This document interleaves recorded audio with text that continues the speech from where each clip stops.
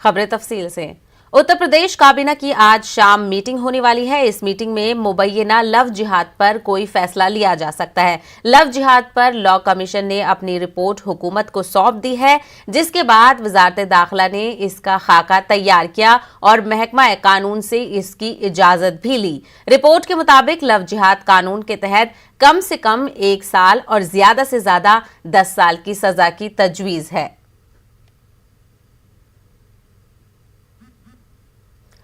चलिए इसी मौजू पर मजीद तफसीलात हासिल करेंगे हमारे नुमाइंदे तारिक कमर, जो इस वक्त हमारे साथ लखनऊ से जुड़ रहे हैं। तारिक कमर, क्या ये मसला इतना बड़ा हो गया है, इसमें 1 साल से लेकर 10 साल तक की सजा की तजवीज पेश की गई है और 4 बजे अहम मीटिंग में इस पर फैसला लिया जा सकता है? हाँ देखिए, मसला इस हवाले से बहुत अहम है कि इसका जो मंजर और पस मंजर है वो दोनों बहुत हसास हैं। जी मैं बता दूं आपको कि बिलखुसूस अगर हम रियासत उत्तर प्रदेश की बात करें तो यहाँ पर जिस अंदाज के केसेस सामने आते हैं और उनको फिर जिस अंदाज से ट्विस्ट किया जाता है, मोल्ड किया जाता है, जिस अंदाज से पेश किया जाता है, तो उसमें कहीं ना कहीं ऐसा लगता है कि मजहबी बुनियादों पर नफरत फैलाने की कोशिशें भी की जा रही हैं।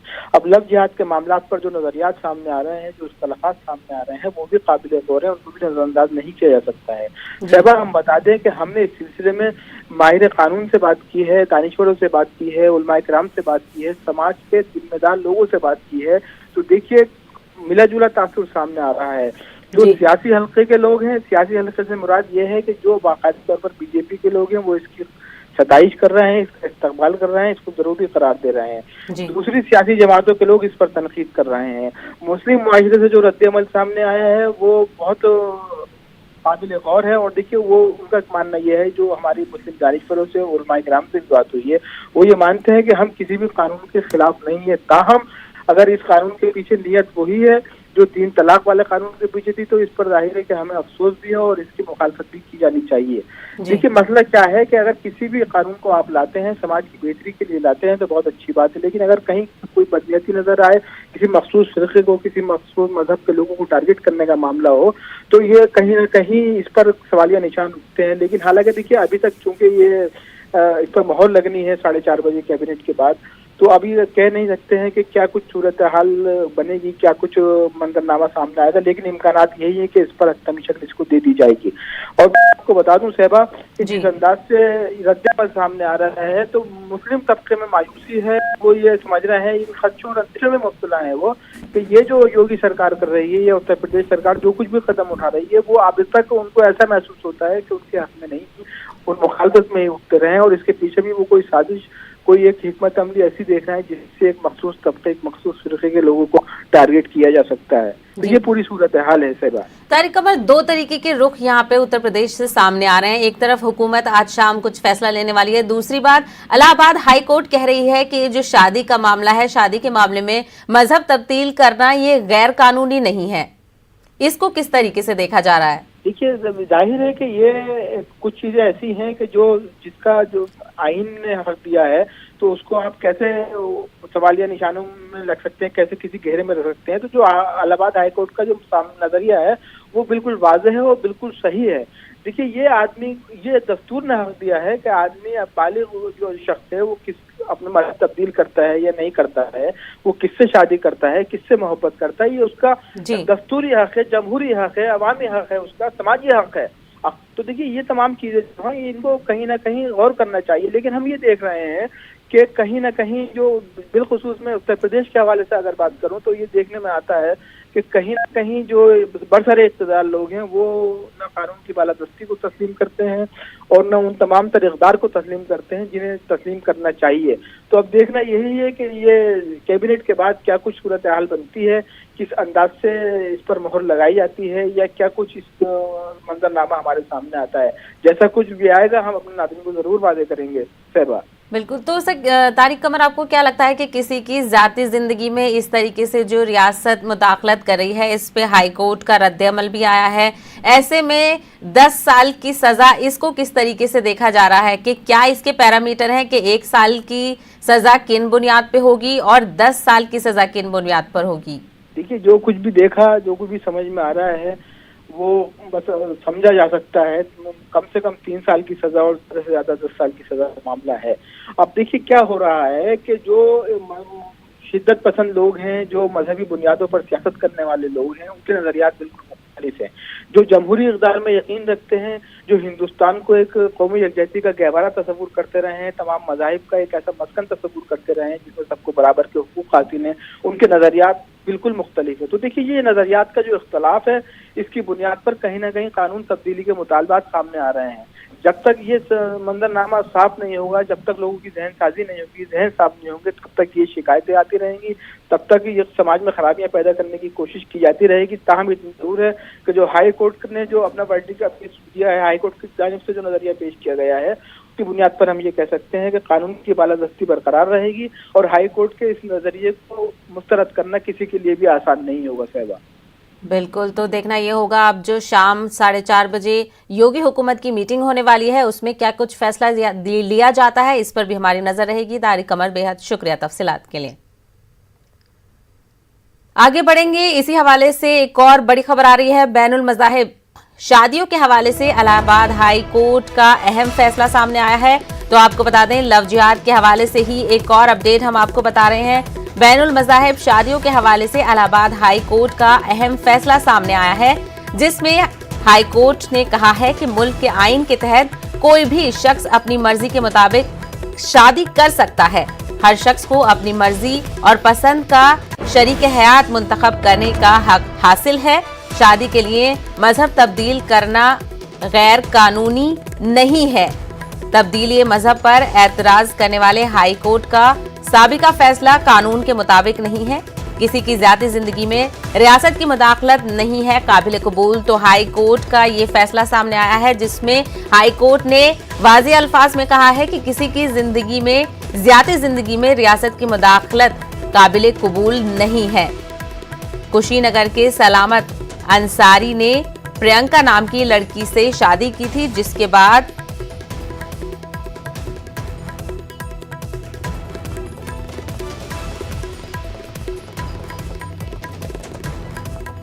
जिहाद वाला जो ये जजमेंट अभी हाईकोर्ट इलाहाबाद हाईकोर्ट ने एक जजमेंट दिया, उसकी वजह से ये सारा वो कंट्रोवर्सी खड़ी हुई, जिसमें एक हिंदू लड़की मुसलमान हुई और उसके बाद उसने शादी किया। तो हाईकोर्ट ने कहा कि ये शादी जो है इनकी गैर कानूनी है, इसलिए कि ये 1 महीने पहले कन्वर्ट हुई थी और इसीलिए शादी कर लिया इन्होंने। ऐसा वो जजमेंट भी जहाँ तक मेरी अपनी समझ है कि सुप्रीम कोर्ट के वो हादिया के जजमेंट के बिल्कुल खिलाफ है। चूँकि सुप्रीम कोर्ट ने उस केस में, केरला के केस में, जो आपको याद होगा कि केरला के केस में वो अखिला अशोकन नाम की एक लड़की थी जो मुस्लिम होकर के शादी किया था उसने, तो उसमें काफ़ी कंट्रोवर्सी हुई। लव जिहाद उसी में बहुत ज़्यादा कंट्रोवर्सी हुई। हाई कोर्ट ने उनकी मैरिज को गैर कानूनी करार दे दिया, बिल्कुल गैर कानूनी है ये।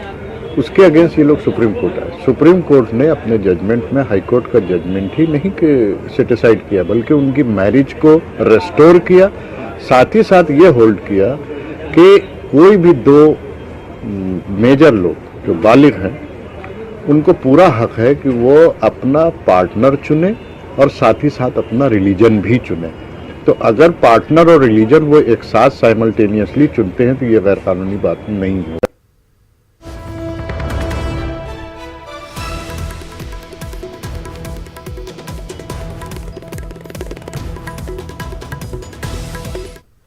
आगे बढ़ेंगे, जम्मू कश्मीर में जमीनों पर नाजायज कब्जों के मामले में हाई कोर्ट ने तमाम नामों को मंजर-ए-आम पर लाने की हिदायत दी है। सरकारी वेबसाइट पर तमाम नामों के इंकशाफ की हिदायत दी गई है। आपको बता दें कि मुख्तलिफ जराए से सरकारी और जंगलात की जमीनों पर नाजायज कब्जे हुए हैं। फारूक अब्दुल्ला, हसीब द्राबू समेत कई बड़ी शख्सियातों के नाम शामिल हैं। कहा जा रहा है कि फारूक अब्दुल्ला ने वजीर आला के ओहदे पर रहते हुए सरकारी जमीनों पर कब्जा किया था। वहीं इस जमीन घपले में कई सरकर्दा शख्सियतों के नाम भी सामने आए हैं। इसी बीच पीर आफाक ने कहा है कि जम्मू कश्मीर के लोगों को बदनाम करने के लिए कुछ भी किया जा रहा है। उन्होंने कहा है कि इस पर अच्छी तरह तहकीक होनी चाहिए और अगर कोई मुजरिम पाया जाता है तो कार्रवाई की जाएगी।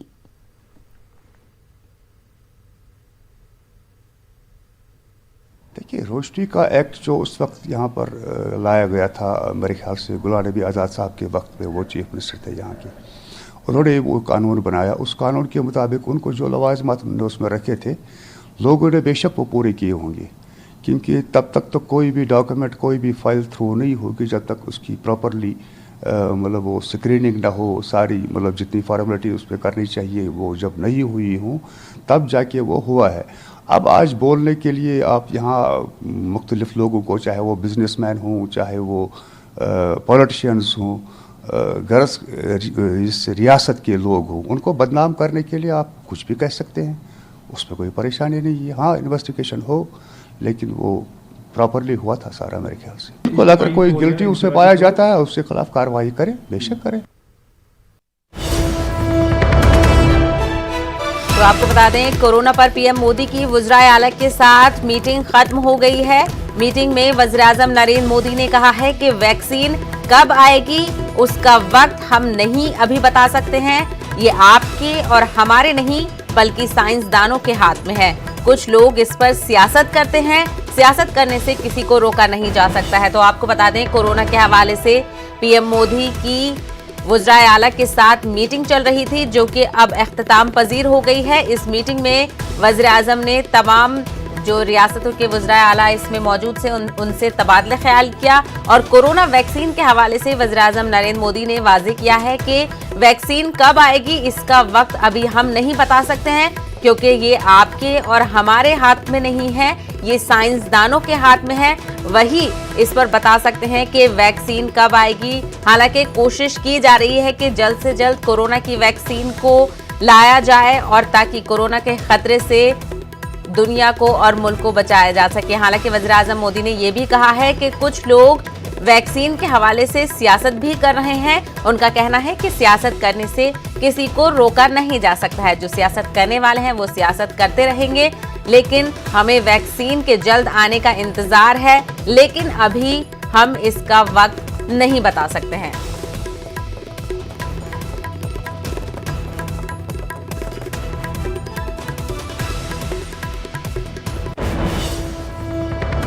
आगे बढ़ेंगे। हलाल सरमायाकारी के नाम पर पेश आए आईएमए घोटाले की जांच में तेजी आई है। बंगलुरु में सीबीआई ने साबिक वजीर रोशन बेग के अलावा एक और मुलजिम पीडी कुमार को गिरफ्तार किया है। सीबीआई की इस कार्रवाई का सोशल एडवोकेट्स यानी कि जो सोशल एक्टिविस्ट हैं वो इसका खैर मकदम कर रहे हैं। साथ ही अवाम को धोखा देने वाली दीगर पूंजी कंपनियों के खिलाफ भी सीबीआई जांच का मुतालबा कर रहे हैं।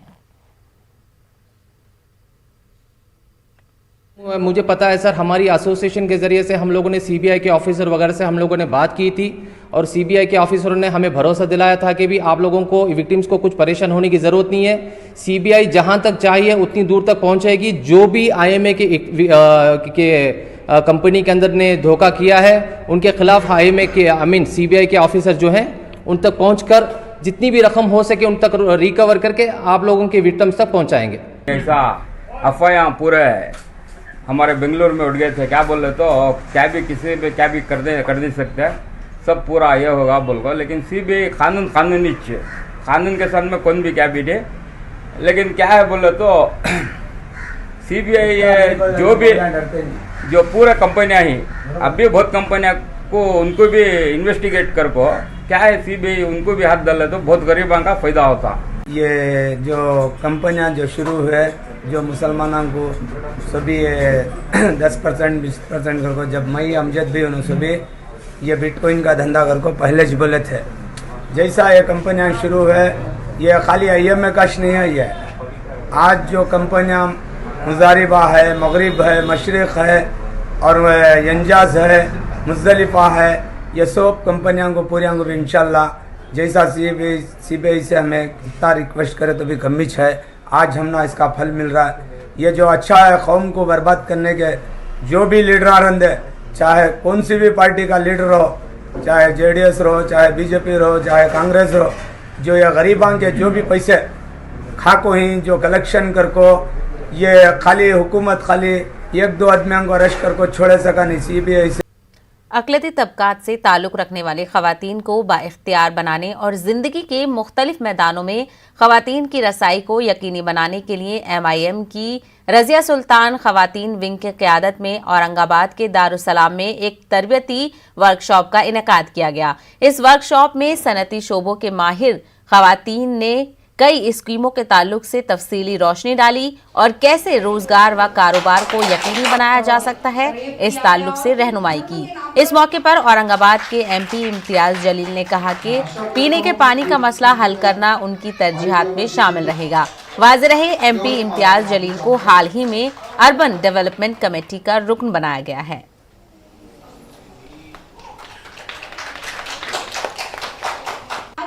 लेडीज के बारे में भी, और जो एजुकेटेड है लेकिन घर से बाहर जाकर काम नहीं कर सकती है, उनके लिए बचत गट के थ्रू हम स्मॉल स्केल बिजनेस को स्टार्टअप करके दे सकते हैं क्या, उसके बारे में भी हमने विचार किया है। जो एक तौर पर एक महिला उद्योग विकास और उसके बाद में रोजगार मेड़ावा के तौर पर हम इसे बोलेंगे। मतलब औरंगाबाद का नेतृत्व लोकसभा के अंदर कर रहा हूँ, तो ये दूसरा साल है जहाँ पर मुझे ये कमेटी दी गई है और इस कमेटी के अंदर मैंने एक लक्ष्य रखा हो कि मेरे बचे हुए 3 सालों के अंदर औरंगाबाद शहर की जो सबसे बड़ी समस्या है पानी की समस्या, वो इंशाअल्लाह बहुत जल्द हम खत्म करेंगे इस कमेटी के अंदर जाने के बाद। क्योंकि झारखंड के धनबाद में इदारा अहले कलम नामी तंजीम के ज़ेर एहतमाम अदबी जलसे का इनेकाद किया गया। मारूफ शायर और झारखंड के वाहिद अदबी रिसाला रंग के बानी मुरीद शमशुल हुदा अंसारी उर्फ शान भारती की पहली बरसी के मौके पर मुनक्किद इस जलसे में शोराए और अदीबों ने शान भारती की अदबी खिदमात पर रोशनी डाली। वाज़ेह रहे कि 60 साला अदबी सफ़र के दौरान शान भारती ने कंवल, हम असर, दिन जैसे अदबी रिसाले को मंजर-ए-आम पर लाया। वहीं 1994 से अदबी रिसाला रंग शाया किया जा रहा है। उनके इंतकाल के बाद से ये रिसाला डॉक्टर इकबाल हुसैन की इदारत में जारी है। अहले कलम का ये बड़ा ही अहसन कदम है कि उन्होंने एक ऐसी शख्सियत के ताल्लुक से ये बज़्म सजाई जिन्हें हम शान भारती कहते हैं। ऐसा कहा जाता है कि इलियास अहमद गद्दी और ग़ियास अहमद गद्दी के बाद एक जो शख्सियत जो हमेशा याद रखी जाएगी वो शान भारती की है और हम सब इसकी तायद करते हैं कि वाकई शान भारती का गुज़र जाना उर्दू अदब के लिए बहुत बड़ा नुकसान है।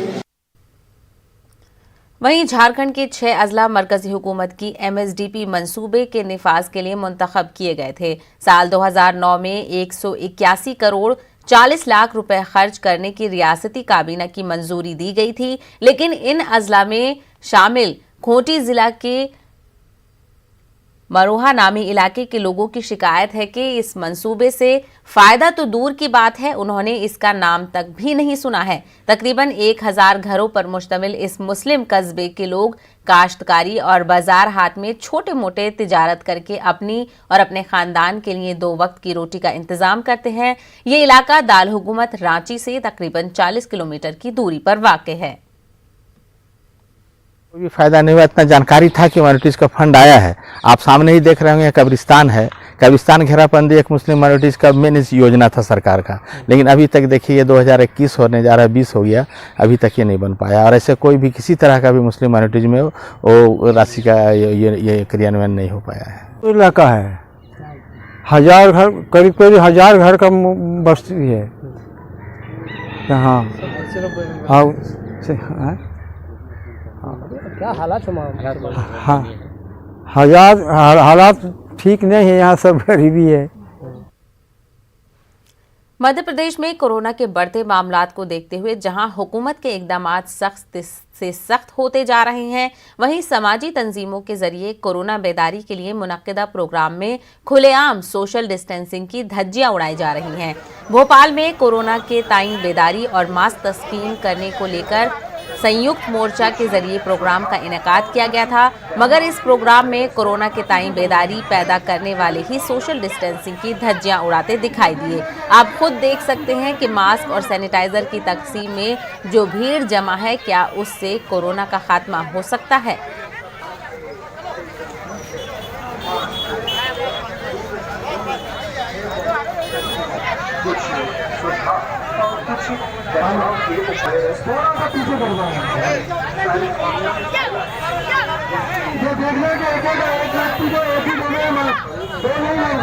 व्हाट्सएप के जरिए, फेसबुक के जरिए आप लोगों को बताई जा रही है।